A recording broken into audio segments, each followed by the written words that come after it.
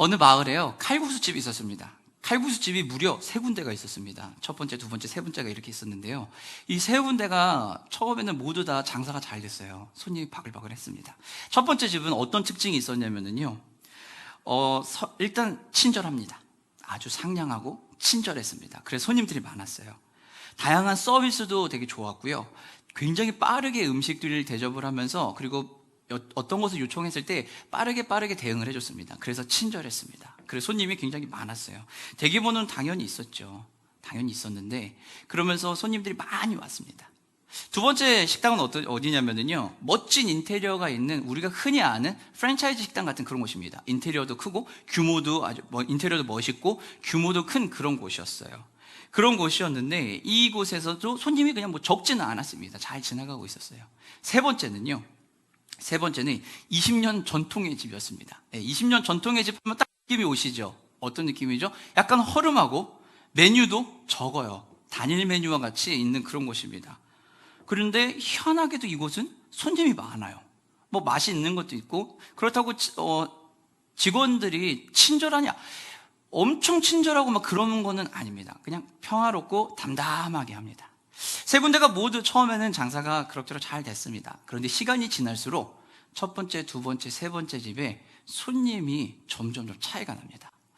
두 번째 인테리어를 했던 이 프랜차이즈 같은 이 큰 곳은요, 조금 시간이 지나서 점점 손님이 감소하게 됩니다. 왜 감소하게 되냐면은 첫 번째 이유가 가장 중요한 이유긴 한데 뭐냐면 맛이 없어요.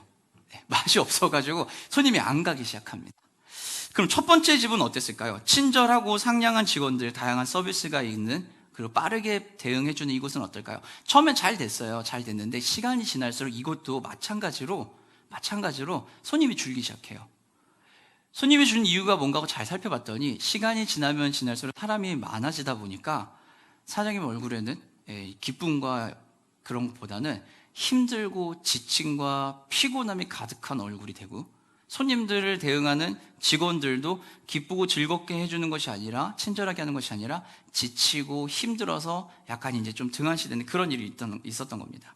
피곤에 적은 직원들과 얼굴 찡그린 사장님, 이 모습을 보면서 손님들이 점점점 떨어져 나간 거죠. 서비스의 질이 떨어진 거였어요. 왜냐하면 처음부터 이 집의 강점은 서비스의 질이었거든요. 세 번째 집은 어땠을까요? 20년 전통의 집은요, 여전히 잘 장사가 되고 있었다는 겁니다. 서비스가 엄청 좋았던 것도 아닙니다. 그렇다고 인테리어가 화려한 것도 아니었습니다. 그런데 이곳은요, 그리고 직원들이 엄청 친절하지도 않았습니다. 그러나 여전히 이곳은 잘 됐어요. 느린 서비스, 메뉴도 하나, 그러나 언제나 넘치는 손님, 그리고 불평도 없는 손님들. 희한하게도 서비스가 그렇게 좋지 않은데도 불평이 없어요. 왜 그럴까요? 이 세 번째 전통이 있는 집에서는요, 가지고 있던 다른 차이점이 하나 있었습니다. 그 차이점이 무엇이었냐면은 신발을 보관하는 곳 신발장이 있었는데 그 신발장에 메모가 하나 이렇게 있었어요. 근데 그 메모에 뭐라고 쓰였냐면은요, 손님의 신발을 분실하였을 경우에 일반적인 가게는 어떻게 되죠? 책임지지 않습니다잖아요. 근데 그 강에 이렇게 써 있어요. 손님의 신발 분실 시 저희가 책임집니다. 식사를 마음껏 편안하게 하십시오 라고 하면서 그 한마디가 써 있었던 거예요. 그 한마디를 통해서 사람들이 편안하게 식사를 했다는 겁니다. 안심하고 식사를 하십시오. 신발이 없어지면 저희가 책임지겠습니다. 이 한마디, 그 한마디가 차이를 났다는 거예요. 이 한마디를 통해서 그 칼국수집 사장님의 진심이 드러난 거예요. 정말로 손님들이 식사를 맛있게 잘하고 갔으면 좋겠다라고 하는 그 진심이 우러났다는 겁니다. 진심은 우리가 보여주고 싶어도 보여줄 수 없는 거예요. 하지만 이 진심은요, 가리려고 해도 가려지지가 않아요. 드러날 수밖에 없다는 겁니다. 우리가 삶을 살아가면서도 이런 일들이 굉장히 많아요. 나는 가리고 싶고 또 나는 드러내고 싶지만 드러나지 않는 것들, 감추고 싶지만 감출 수 없는 일들이 있습니다. 사랑하는 성도 여러분, 여러분의 일상의 삶을 살아가는 데 있어서 여러분은 그러면 어떤 것들이 자연스럽게 드러나기를 원하십니까? 여러분의 일상의 삶에서 사람들을 만나고 관계를 가지고 직장에서 일을 하면서 하는 이 모든 상황 속에서 여러분의 삶에서 정말 드러내고 싶은 것은 무엇입니까? 우리가 예수 믿는 사람으로서 이 땅의 삶을 살 때 우리는 그럼 무엇을 드러내며 사는 것이 좋을까요? 오늘 본문을 통해서 하나님이 우리에게 주시는 말씀은요, 우리의 삶 속에 드러나는 것은 복음의 능력이고, 이 복음의 능력이 드러난다는 것은 하나님이 우리와 함께 하신다는 증거라는 것입니다. 하나님이 우리와 함께 하신다라는 것을 복음의 능력으로 드러난다는 거예요. 내 삶에서 무언가 드러나기 위해서는 내가 가지고 있는, 드러내기 원하는 것에 대한 확신이 있어야 돼요. 이연복 셰프에게 예전에 방송에서 물어봤어요. 이분에게 탕수육을 어떻게 드시냐라고 했더니 이분이 이렇게 대답을 합니다. 뭐라고 했냐면은, 탕수육이 바삭바삭하면 찍어 먹고 눅눅하면 부어 먹습니다 라고 얘기하더라고요. 왜 그럴까요? 눅눅하면은 찍어도 맛이 없대요. 그러니까 부어가지고서는 눅눅함을 상쇄시켜버리는 거고, 바삭바삭하게 잘 튀겨져 있으면 그 바삭바삭한 식감과 이걸 먹기 위해서 찍어 먹는 게 더 맛있대요. 이연복 셰프님은 그래서 그렇게 얘기를 하시더라고요. 그래서 항상 찍먹도 항상 부먹도 아니라 탕수육의 상태에 따라서 자기는 본다라고 얘기를 하더라고요. 우리가 찍먹이든 부먹이든, 이연복 셰프님이 찍먹이든 부먹이든 선택을 하는 것은 다 무엇이 있는 거예요? 확신이 있는 거예요. 확신이 있기 때문에 그 일을 하게 된다는 겁니다. 오늘 하나님이 우리에게 그런 이야기를 하시는 거예요. 하나님이 우리에게 오셔가지고 말씀을 주시고, 하나님이 우리에게 하나님의 메시지를 전달해 주시거든요. 매일매일 삶에서, 일상에서 우리에게 메시지를 주시는데, 그 메시지가 어떤 메시지냐면은 확실한 메시지라는 거예요. 그 확실한 메시지를 하나님이 우리에게 주시고, 그 메시지를 통해서 확신을 갖고 살자라고 얘기하고 있습니다. 오늘 본문 2절에 보면은 이 메시지는 누가 전했다고요? 천사가 전했다고 얘기해요. 천사를 통해 전달이 되어진 메시지는 어떤 메시지냐면은 하나님께서 이스라엘 백성들에게 전해주신 그 메시지입니다. 바로 모세의 율법이에요. 이미 구약의 시간 때부터 쭉 하나님이 전해주셨던 그 메시지, 그리고 성문화에서 기록한 두 돌판에 새겨져 있던 그 모세의 율법, 이 율법을 하나님이 주셨다라고 이미 지금 명확하게 이야기하고 계신 겁니다. 그렇기 때문에 우리는 이 율법의 말씀을 지키고 기억하고 살 필요가 있고 확신을 가지고 있어야 된다는 겁니다. 천사를 통해서 왔든, 모세를 통해서 왔든, 여호수아를 통해서 전달이 되건, 이사야를 통해 전달이 됐건, 하나님이 그 메시지를 모두 보내주셨다라는 거예요. 그리고 이 메시지는 불안한 메시지가 아니라 확실한 메시지다라는 것을 알려주고 있다는 겁니다. 이것은 확증된 메시지입니다. 이 메시지는, 이 전달된 메시지는 모세의 율법은 기록이 되어 있고 이렇게 살아가고 있습니다. 그리고 여기에서 멈추는 게 아니에요. 이것을 보다 확실하게 사람들에게, 하나님의 백성들에게 전달해 주고 싶기 때문에 하나님은 이 땅에 누구를 보내셨죠? 예수 그리스도를 보내신 겁니다. 예수 그리스도를 보내주심으로 인해서 우리에게 무엇을요? 그 말씀이 확실하다는 것을 확증해 보여주신 거예요. 이 말씀이 확실하다라는 것을 확증해 주셨다라는 겁니다. 그렇기 때문에 우리는 이 말씀을 굳게 붙들고 살아가면 돼요. 그런데 우리가 삶을 살다 보면은요, 내가 아무리 확신을 갖고 살아도 어느 순간에 확신이 살짝 사라지고, 그 확신이 약간 누그러들고 약간의 불안함과 그런 심리적인 것이 반영이 되면 무슨 일이 벌어지죠? 흔들립니다. 흔들리다 보면은 우리는 이 확실하다고 한 것에서보다 내가 더 확실하다고 느끼는 것으로 가게 돼요. 토빈 라벤스가 쓴 행동의 이유라는 책에 보면은요, 이분은 이렇게 얘기해요. 감정은 이제 우리가 하고자 하는 것과 그 행동을 창조합니다 라고 얘기합니다. 감정에 따라서 우리가 움직일 수 있다는 것인데, 이것은 무엇이냐면은 내가 확실하게 느끼면 그것대로 가는 거예요. 그런데 내가 그것을 확실하게 느끼지 못하면 바뀐다는 겁니다. 우리가 확신을 느끼지 못할 때 우리는 어디로 갈까요? 우린 익숙함으로 가게 돼요. 나에게 더 확실하게 주는 그 익숙함으로 찾아갑니다. 그것이 지적인 부분이고 그런 논리적인 거면은 우리는 어려움이 처했을 때 내 확신이 떨어지게 되면은 그 익숙함으로 다시 걸어가게 되는 거예요. 내가 한 방법, 내가 경험한 것들이 있는데 그 경험을 통해 가지고 내가 어떤 것을 체험을 했다면, 확실함을 느꼈다면, 우리는 힘들고 어려워지면은 그 순간에 다시 그 익숙한 걸로 가게 돼요. 익숙하지 않은 새로운 것이 아무리 확실한 것처럼 보인다 해도 내가 그것에 확신을 느끼지 못하면 도전하는 게 어렵습니다. 새로운 곳에 간다는 것은 어떤 의미일까요? 내 에너지를 들여야 되고 힘을 들여야 돼요. 어떤 위험이 올지 몰라요. 그런데 만약에 우리가 새로운 길을 걸어가는데 이게 무조건 성공해요. 무조건 성공할 수밖에 없어요. 100%입니다. 사업을 한다면, 이 아이템으로 사업을 하면 무조건 대박이 터져요. 어떤 사람을 설득을 하는데 이 그러니까 이 방법으로 하면은 무조건 설득시킬 수 있습니다 라고 하면 여러분, 그것이 내가 익숙하지 않은 방법이라고 해서 그 방법을 안 택할까요?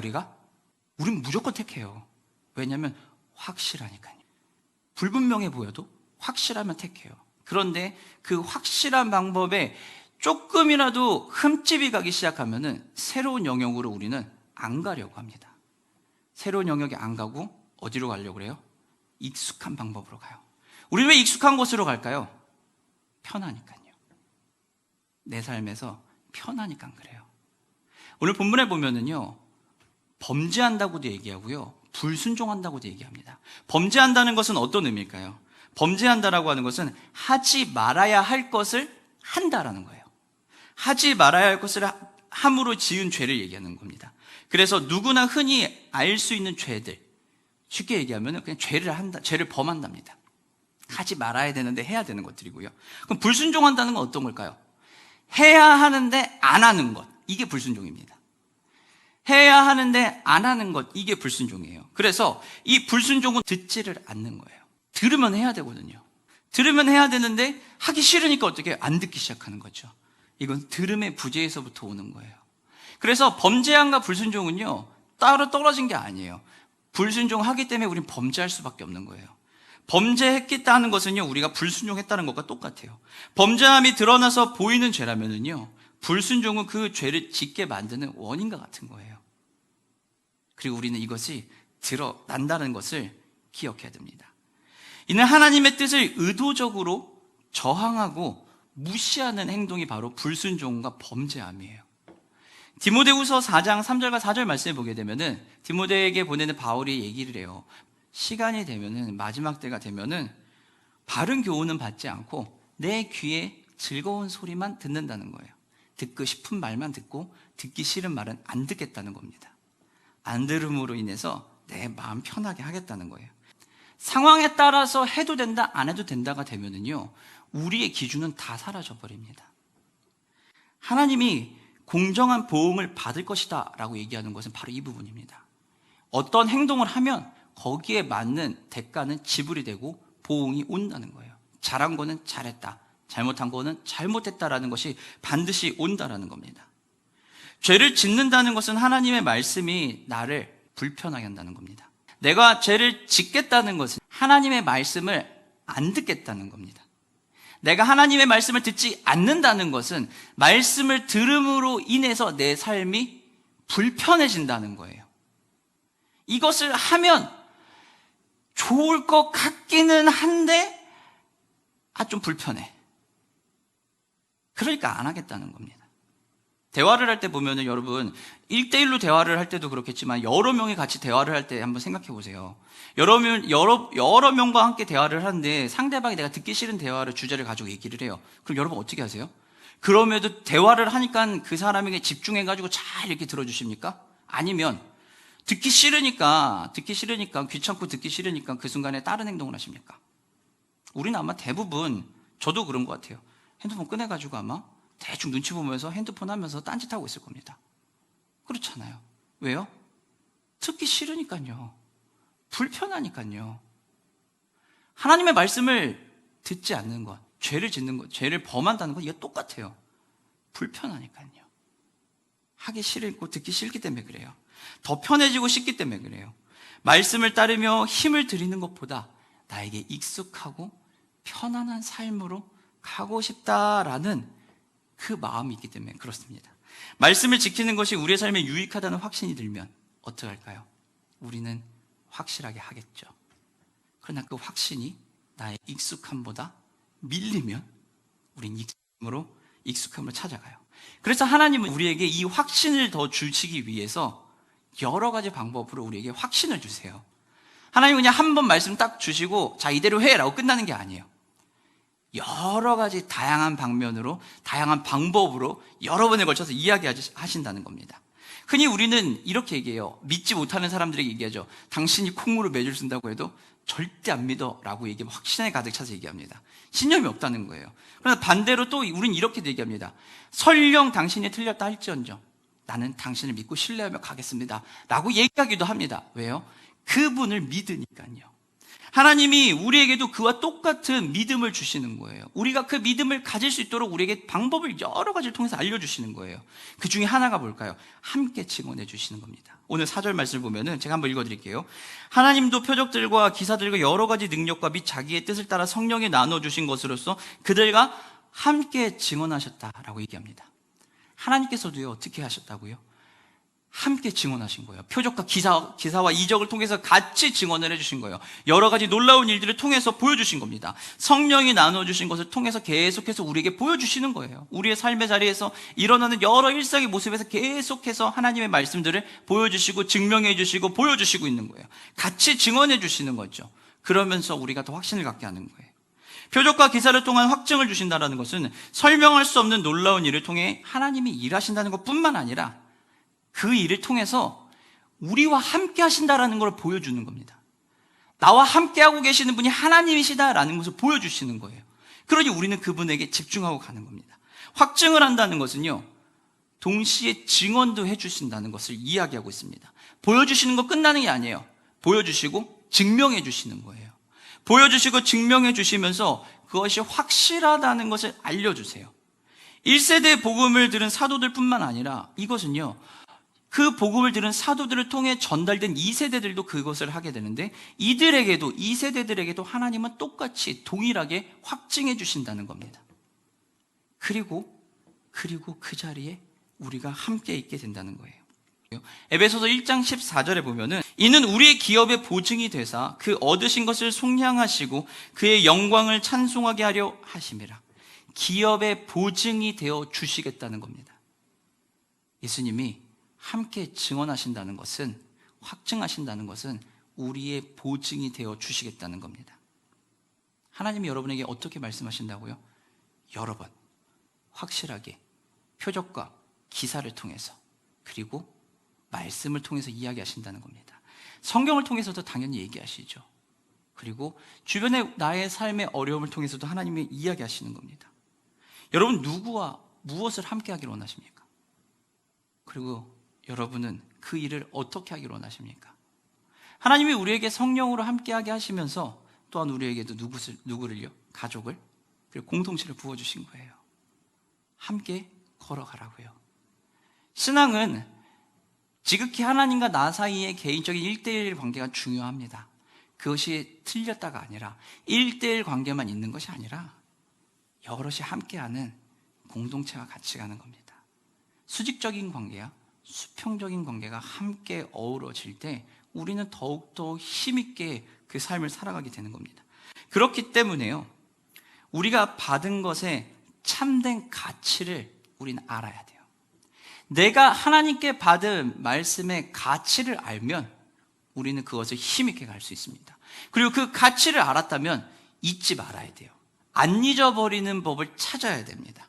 피터 드러커라는 분이 계신데요, 그분은 뭐라고 얘기하냐면은 역사상 유일하고도 확실한 학습 방법은 피드백이다라고 얘기합니다. 이 피드백을 한다는 것은 우리가 더 발전할 수 있다는 것을 이야기합니다. 그리고 이 피드백을 하기 위해서는 반드시 뭐가 필요해요? 기록을 해야 돼요. 우리는 망각의 동물이잖아요. 까먹는 걸 엄청 잘하잖아요. 그래서 우리는 중요한 것들은 전부 기록을 해요. 플래너에 기록을 하고, 특히 스케줄, 중요한 스케줄은 다 캘린더나 플래너에서 기록을 합니다. 기록을 하는데 이 기록이 능사가 아니에요. 기록만 한다고 모든 게 되냐? 그렇지 않습니다. 기록을 하고 비로소 활용을 해야지 빛을 발합니다. 활용을 못하면 어떻게 될까요? 무용지물이에요. 그냥 내가 아무데나 막 기록한다고 될까요? 아니요. 그 기록을 체계적으로 정리도 할 필요가 있고, 기록해 놓은 거를 계속 보면서 정리를 해야 됩니다. 그렇게 하면서 빛을 발해야 돼요. 활용하기 위해서는 학습되고 활용하기에 적합한 도구가 있어야 돼요. 그리고 기록을 통해서 흥미를 느껴야 됩니다. 근데 이 흥미를 느끼기 위해서는 뭐 할까요? 기록을 통해 빛을 본 경험이 있어야 돼요. 그럼 우리는 이 기록을 하게 돼요. 하나님이 우리에게 주신 이 가치, 정말 잊어버리지 말아야 되는 이 가치를 어떻게 해요? 우리도 기록해야 돼요. 우리도 기억해야 됩니다. 기억하기 위해서 무엇을 해야 될까요? 그걸 들어야죠. 그걸 들어야 되고 잊지 않는 방법을 찾아야 됩니다. 잊지 않아야 돼요. 그러려면은 가장 먼저 어디에 있어야 돼요? 듣는 자리에 있어야 돼요. 오늘 본문 1절에 뭐라고 얘기해요? 하나님의 말씀이 어떻게 해요? 들려졌다라고 얘기합니다. 그러므로 우리는 들은 것에 더욱 유념하여 라고 얘기해요. 들은 것이라고 하는 것은 수동적이에요. 말하는 사람이 있어야 돼요. 말하는 사람이 없으면 못 들어요. 누군가 말을 해야 돼요. 말을 해야 되고 나는 그것을 듣게 되는 거예요. 하나님이 말씀을 하셔야지 내가 듣게 돼요. 하나님이 말씀을 하셔야 듣게 돼요. 내가 듣고 싶어요. 하나님 알려주세요. 내가 원하는 때는 지금이니 지금 들려주세요. 이게 아니라 하나님이 그 순간에 계속 얘기를 하고 계시면 우린 듣게 되는 겁니다. 듣는다라는 것은 일단 수동적인 거예요. 그리고 두 번째, 더욱 유념하라고 하는 것은 집중해서 유의해서 들으라는 겁니다. 그리고 여기에는 한 가지 뜻이 더 있어요. 유의해서 듣는 것에서 멈추는 것이 아니라 그것을 행동으로 실천하라는 말도 같이 들어있습니다. 더욱 유념하라고 하는 것은 조심하고 집중하고 주의를 기울여 듣는 행동을 뿐만 아니라 실천하는 것을, 그 들은 것을 따라서 실천할 것을 요청하는 거예요. 듣고 행하라는 겁니다. 신명기 32장 46절에 보면 그들에게 이르되 내가 오늘 너희에게 증언한 모든 말을 너희의 마음에 두고 너희의 자녀에게 명령하여 이 율법의 모든 말씀을 지켜 행하게 하라 라고 얘기합니다. 이 모든 말씀을 어떻게 해요? 지켜 행하게 하라. 이게 중요하다는 겁니다. 오늘 본문에서는 유념을 하는데 어떻게 하라고 해요? 더욱 유념하라 그래요. 더욱이라는 강조를 넣음으로 인해서 집중해서 듣고 행동으로 드러내자는 겁니다. 집중해서 듣고 행동으로 드러내자. 이것은 실천적인 권고예요. 아주 실천적인 권고입니다. 어찌 이것을 피하리오라고 하는 것은요, 피할 수 없다는 것을 얘기합니다. 그리고 피할 수 없고 이것을 피할 수 없다는 것은 잘못하면은 내가 들은 것이 뭐예요? 쓸려 나간다는 거예요. 하나님의 말씀을 실천하지 않고 집중하지 않고 기억해내지 못하면, 기억하지 않으면 들은 게 쓸려 나간다는 거예요. 구원이 사라지는 게 아니라 내가 하나님의 사람으로 살아가는 그 방법들이 사라져 버린다는 겁니다. 주의를 기울여 듣고 행해야 돼요. 그러지 않으면 쓸려 나가게 됩니다. 하나님의 백성들은 들은 것을 잊지 않도록, 흘려 떠내려가지 않도록 기록하고 그것을 기억해내야 돼요. 그리고 듣는 그 자리로 걸어가야 됩니다. 하나님의 말씀을 잊어버린다는 것은요, 들은 것을 기억하지 않으려는 것과 똑같아요. 우리는 그러니 말씀의 자리, 들을 수 있는 그 자리로 가야 돼요. 여러분이 하나님의 말씀을 기억하고 살기 위해서는요, 그 들을 수 있는 그 자리에 있어야 돼요. 그게 꼭 예배당이라는 얘기가 아니라 여러분의 그 삶의 자리에서 하나님의 메시지에 계속 귀를 기울여야 돼요. 어떤 메시지가 들려오는지 계속 귀를 기울여야 됩니다. 굳게 간직을 해야 돼요. 들은 것을 기억하고 메모하고 쓰면서 기록을 해내야 돼요. 내 경험에 거의 치우치는 것이 아니라 하나님의 말씀을 기록하고 기억해내야 돼요. 그리고 그것을 행할 수 있도록 노력해야 되는 겁니다. 굳게 간직하는 것은 기억한 것을 노력하는 거예요. 흘려 떠내려가지 않게 한다는 것은 내가 하나님의 말씀을 무시하지 않겠다라는 굳은 다짐이에요. 우리가 하나님의 구원을 받아서 이 땅에 산다는 것은요, 그 구원에 감사해서 그 구원대로 우리가 힘있게 걸어가 살겠다라는 우리의 다짐도 있는 거예요. 그렇기 때문에 우리는 그것에 더 열심히 힘을 내고 하나님 앞에 무시하지 않겠다는 것을 이야기하는 겁니다. 하나님의 뜻을 거부하는 태도가 나오지 않도록, 나태함이 드러나지 않도록, 그리고 무엇보다 복음에 합당한 책임과 부담을 회피하는 행동이 나타나지 않도록, 아니 그 행동을 나오지 않게 해야 하는 거예요. 복음에 합당한 행동을 해야 됩니다. 무행동도, 거부하는 행동도 아닌 그 반응에 합당한 행동을 해야 돼요. 잊지 않기 위해서 여러분 어떻게 하시겠습니까? 나누셔야 됩니다. 공동체에서, 가족 안에서, 여러분 하나님과 대화 안에서 나누셔야 돼요. 기록하시고 나누셔야 돼요. 우리의 삶이 더 행복하고 잘 살기 위해서 우리는 기억해야 되고 기록해야 되고 나눠야 돼요. 그리고 그 자리로 들어와야 돼요. 그 자리에 들어와서 하나님 말씀을 들어야 돼요. 주님과 기도하고 주님 앞에 예배하며 주님의 은혜의 자리로 나갈 수 있는 것, 그것 하나만으로도 우리는 이미 하나님 앞에서 기쁨으로 행복함으로 살아갈 수 있다는 겁니다. 우리가 하나님 말씀을 더 잘 기억하기 위해서 우리는 어떻게 해야 될까요? 예수님의 말씀을 더 잘 기억하기 위해서 우리는 어떤 방법을 택할 수 있을까요? 여러분 각자에게 하나님이 주신 그 사명들을 잘 기억하기 위해서 무엇을 하시겠습니까? 그 사명을 잘 감당하기 위해서 여러분 주신 그 사명을 기억하시고 기록하십시오. 그리고 그것을 되새기시고 사람들에게 이야기해 주세요. 함께 이야기하고 함께 나누는 겁니다.